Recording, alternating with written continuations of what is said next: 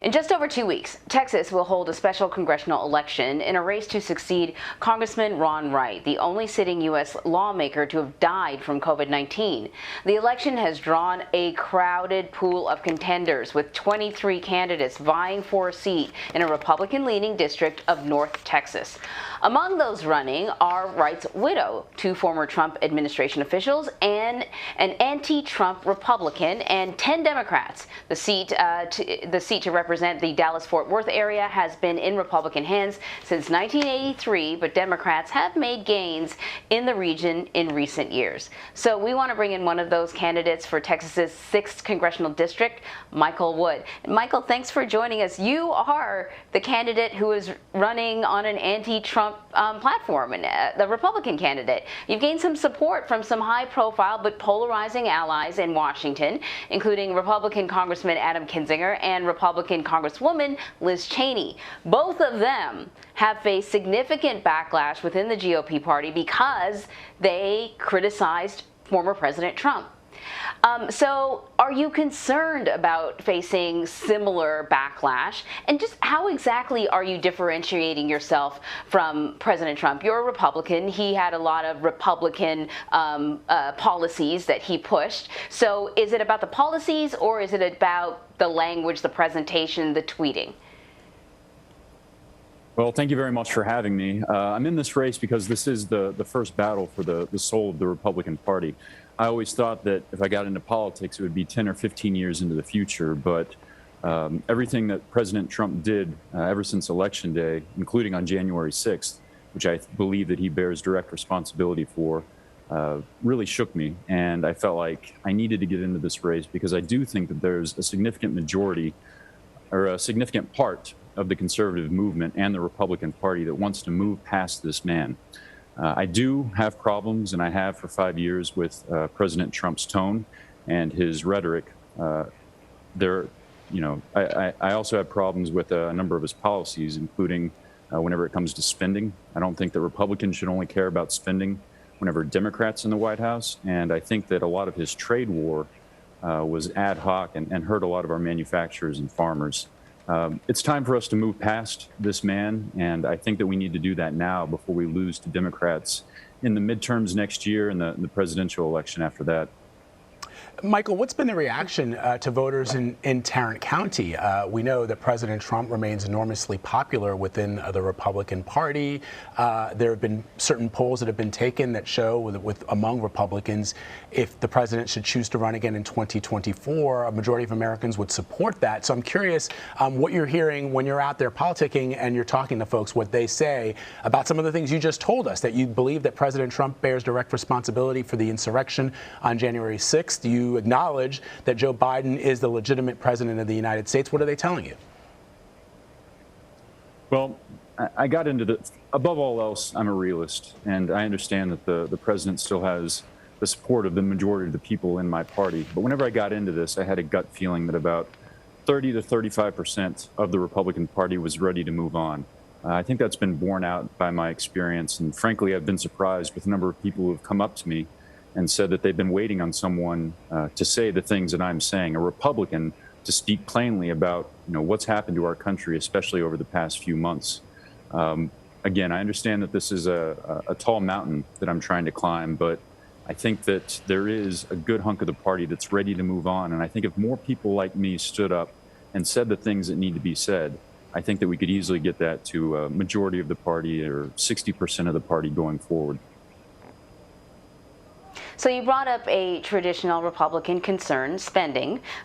We are trying to get out of this pandemic and trying to get out of the economic crisis that the pandemic brought. The president has a $2 trillion infrastructure plan. There are some Republicans in the Senate that are discussing a potential counteroffer to what President Biden has suggested, because it's really, really expensive. But you live in a state that this winter saw how badly things could go when infrastructure is not supported. They had a really bad storm in Texas. People lost their power. People lost their lives. What are people in your district saying about this infrastructure plan, this $2 trillion infrastructure plan? You're absolutely right that there are things that need to be done in order to strengthen the Texas power system so that we don't have what we had about a month ago when the state, unfortunately became close to a third world country there for about a week. I think that President Biden's infrastructure plan is incredibly expensive, and I think that only about 25% of that can be fairly called as related to infrastructure, the things that people typically think about whenever they think about infrastructure: roads, bridges, ports, et cetera. There is a role for the federal government to play in funding infrastructure projects. I think that this is too bloated. I think that this is going to be too much, for the most part, of a giveaway to Democratic constituencies. I think that we can have a much smaller bill and a much more targeted bill that won't be quite as expensive, and that will do a much better job of being fiscally responsible and also taking care of some of the infrastructure needs that we do have in this country. So, Michael, just to clarify. So just to clarify, you wouldn't vote for the bill as it is right now? No, absolutely not. But you support the notion of rebuilding this country's infrastructure. Yeah, but we don't need over $2 trillion to do that. We don't need to do it in a way that sort of funds a whole bunch of Democratic left-wing initiatives. I think that something not near $2 trillion, something maybe close to $300 billion, that identifies the roads and the bridges and the ports that actually need this money, prioritizes them, and then spends that money would be a much better use of the taxpayer dollars. Politicians across, from both parties always love infrastructure spending because politicians from both parties love to bring home the bacon. So they sit down at the table and they sort of divide up, incredible amounts of money that goes across this great country. The only person oftentimes who's not at that table is the taxpayer, and somebody needs to stand up for them. Yeah, although, Michael, to your point, and you, I think, just clarified it very well, if Republicans are in charge of developing an infrastructure plan, many of the things that they would put in the plan would be things that bring home the bacon for their constituents or the lobbyists that they are working for. So, I guess what you're saying is that it happens on both sides of the aisle. The question is, though, for me, is what do you believe is the most important thing that needs to be fixed when it comes to infrastructure, specifically as it relates to Texas and Tarrant County?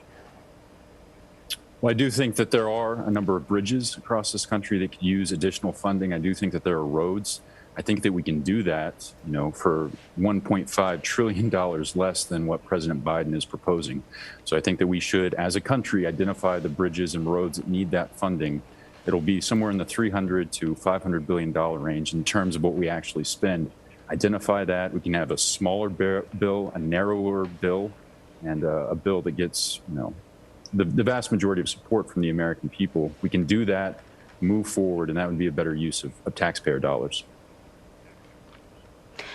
So let me switch topics a little bit. Texas Attorney General Ken Paxton is suing the Biden administration. He wants to reinstate the Remain in Mexico policy. That's the Trump-era policy that required migrants arriving in this, at the southern border to wait in Mexico while applying for asylum. Which, many times that means going back into very dangerous, unsanitary conditions, migrant camps on the other side of the border. I'm curious about your position. Do you support the Remain in Mexico policy? I do support the Remain in Mexico policy. I do think that we need to get back there. I think that, Ken Paxton has a bad habit of doing these stunt lawsuits. This isn't going to be solved through litigation. This problem specifically, and the immigration problem as a whole, ultimately has to be solved through Congress, through legislation. I would like to see the United States reinstate the Remain in Mexico policy. You mentioned that there are, often dangerous and unsanitary conditions in Mexico. We really do see an overcrowding and unsanitary and dangerous conditions with the policy that we currently have with the Biden administration, keeping them in these overflowing shelters in Texas and across the country. So just to summarize, I would like to see the United States go back to the Remain in Mexico policy. I don't think that this is going to get done, through litigation from the Texas Attorney General. Michael, let me ask you about this. Yesterday, the President of the United States officially announced the full withdrawal of U.S. troops in Afghanistan by September 11th. As a veteran yourself, what do you make of this move? We were talking about it with our White House correspondent and recognizing the blood, the treasure, the sacrifices this country has made in trying to achieve the goals that were set forth by President Bush, President George W. Bush, but also recognizing the reality of the situation, that there are some children now. I find this sort of mind-boggling. There are some people now who are able to join the United States military who were not born when September 11th happened. Do you feel like it's a victory? Do you feel that it's a loss, or are you neutral about it? Because there are a lot of veterans like yourself who are probably looking back and wondering, what was it all for? Well, first of all, I do think that it is time to bring the troops home. I think that Joe Biden's decision to wind down this war after 20 years was the correct one. I, like everybody else, am very concerned about terrorism, but I think that we can have a robust anti-terrorism policy towards Afghanistan that doesn't require incredible amounts of troops on the ground. You know, I have all sorts of mixed feelings. We absolutely needed to go into Afghanistan in order to defeat al-Qaeda after September 11th and also to punish the Taliban. I think that over 20 years, we saw a really horrible mission creep.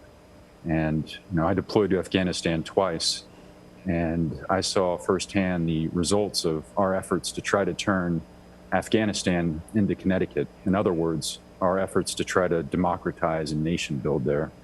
You know, I had two very kinetic deployments to Afghanistan with the Marines, and yeah, I mean, I have a lot of conflicted feelings right now because we did lose a lot over there, close to 2,500 American lives. I knew some of them, and $2 trillion. But you're absolutely right. There are people who are joining the military right now who weren't even alive on September 11th.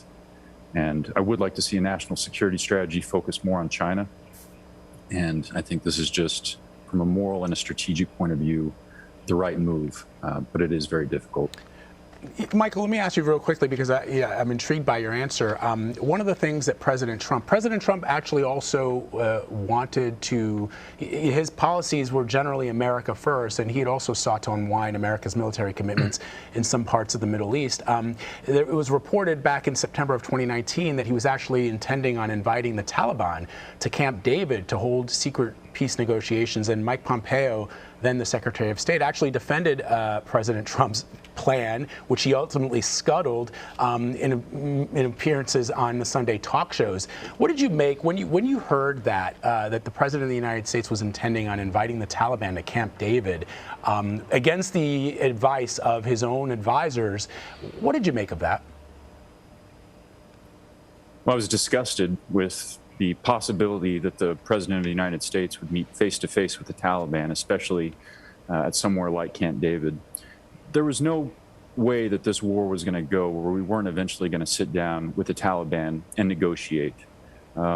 This wasn't going to end like World War II on the deck of the USS Missouri. We were going to have to negotiate with them eventually. I wish that we would have continued to do what we were doing around 2009 up to 2012, which was fight them, kill as many of them, get as much leverage as possible, and then negotiate from a position of strength. For a number of reasons, we did not do that. But I think that, taking them to Camp David, that would have been a bridge too far. And, even if we have to work with them, negotiate with them eventually, we shouldn't ever forget that they were responsible for the murder of 3,000 Americans. Michael Wood, thank you very, very much. As we mentioned, you are one of many who will be on the ballot next month. Best of luck to you. Our thanks to you for being here, and to your competitors, our doors are open here at CBS News to talk to them as well. We appreciate it. Thank you very much.